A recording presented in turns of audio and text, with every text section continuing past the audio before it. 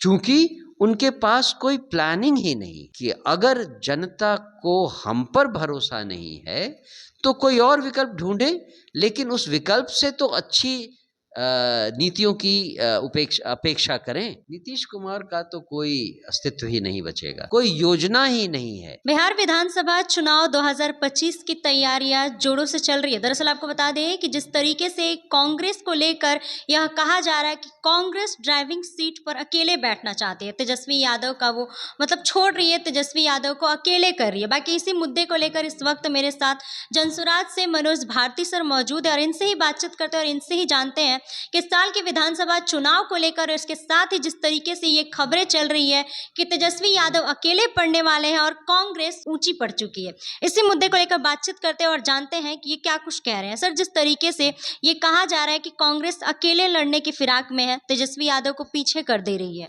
ये तो राजनीतिक विशेषज्ञ वगैरह जाने कि क्या फाइनली कांग्रेस इस लायक होगी कि वो अकेले यहाँ बिहार में चुनाव लड़ सके। मुझे तो लगता है कि कांग्रेस बिहार में इस हालत में है ही नहीं कि वो एक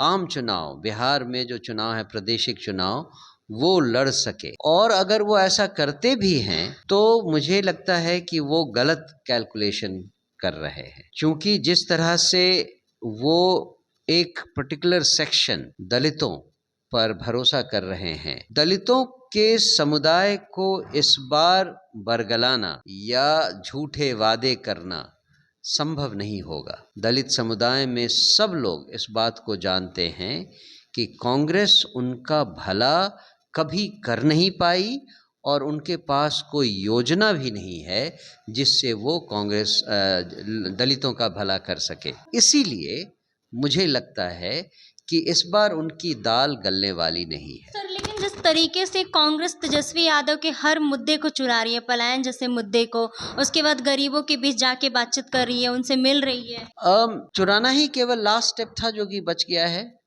उसके अलावा उन्होंने पहले सारे हथकंडे अपना लिए, अब चोरी पर उतर आए हैं तो क्या कहा जाए। और चोरी करके भी अगर वो लोगों को समझा नहीं पाते हैं तो ये एक परले दर्जे की नाकामयाबी ही होगी। उसको कहते हैं कि नकल के लिए भी अकल चाहिए। तो किसी और की स्ट्रैटेजी को नकल करके अगर वो सोचते हैं कि वो जीत जाएंगे या लोगों को धोखा दे पाएंगे, तो इस बार ऐसा नहीं होने वाला है।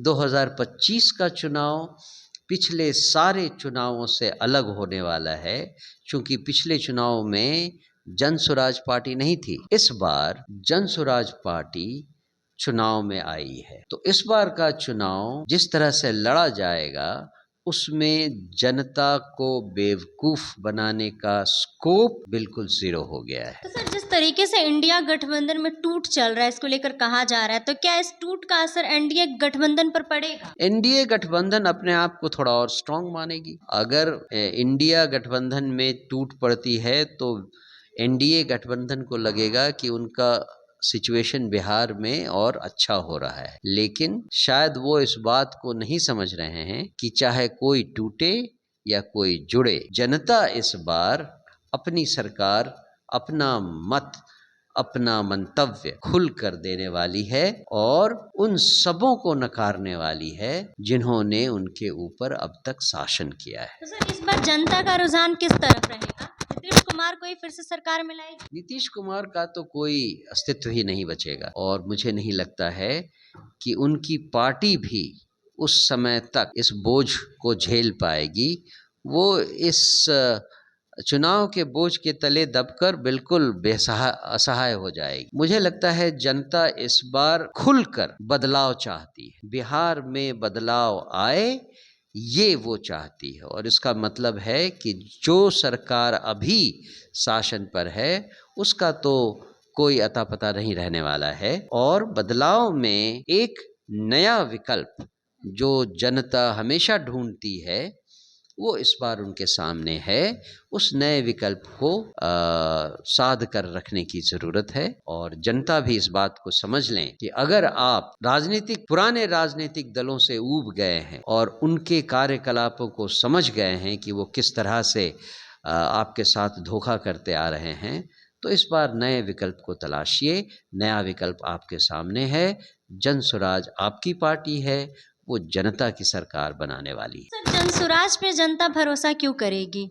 अगर उनके पास भरोसा करने के लिए कोई और है, तो आप भरोसा कीजिए। लेकिन हम आपसे ये कह रहे हैं कि आपने जिन-जिन पर भरोसा किया, उन सब का राज आपने देखा है और उनके राज में आपके और आपके बच्चों की पढ़ाई-लिखाई, उनके रोज़गार का कोई व्यवस्था नहीं किया गया है। केवल झूठे वादे किए जाते रहे हैं। चूँकि उनके पास कोई प्लानिंग ही नहीं, कोई योजना ही नहीं है।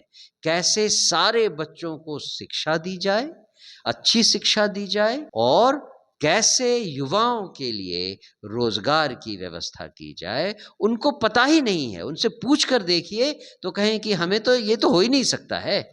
ऐसा कैसे हो जाएगा कि हर बच्चा पढ़ने लगेगा, हर युवा को बिहार में ही रोजगार मिल जाए? हम तो नहीं कर सकते हैं। वो तो सीधा ही आपसे मना कर देंगे। इसीलिए कहते हैं कि अगर जनता को हम पर भरोसा नहीं है, तो कोई और विकल्प ढूंढें, लेकिन उस विकल्प से तो अच्छी नीतियों की अपेक्षा करें। अगर उनसे उनको अच्छी नीतियाँ नहीं मिलती हैं, तो कम से कम जनसुराज की नीतियों के बारे में एक बार देख लें कि हम क्या करते हैं। लेकिन सत्ता में आने से पहले तो ये कई सारे मतलब वादे कह सकते हैं एक तरफ से, तो क्या पता कि अगर सरकार में आने के बाद ये भी बदल जाए या फिर काम ना करे? नहीं, बिल्कुल सही है, लेकिन जो मेडिसिन आपने टेस्ट कर लिया है और देखा है कि वो फेल हो गया है, तो क्या आप फिर भी उसी फेल्ड मेडिसिन को यूज़ करना चाहेंगी? आप चाहेंगी कि मार्केट में अगर कोई नई मेडिसिन आई है, कोई नई दवा आई है, एक बार उसको ट्राई कर लें, मतलब देखें। इस बार बिहार में बदलाव होगा? निश्चित रूप से बदलाव होगा, उसमें तो कोई शक ही नहीं है। चलिए, तो जैसा कि आप मनोज भारती जी की बातों को सुन रहे थे और वही इनकी बातों से आप कितने सहमत, और इसके साथ ही इस बार के विधानसभा चुनाव 2025 को लेकर आप लोग क्या कुछ कहना चाहते हैं, आप लोगों की क्या राय है, कमेंट बॉक्स में अपनी राय जरूर बताइएगा। फिलहाल इस खबर में बस इतना ही। ऐसे ही तमाम खबरों के लिए बने रहे हमारे साथ और देखते रहे पब्लिक न्यूज़ 24। धन्यवाद।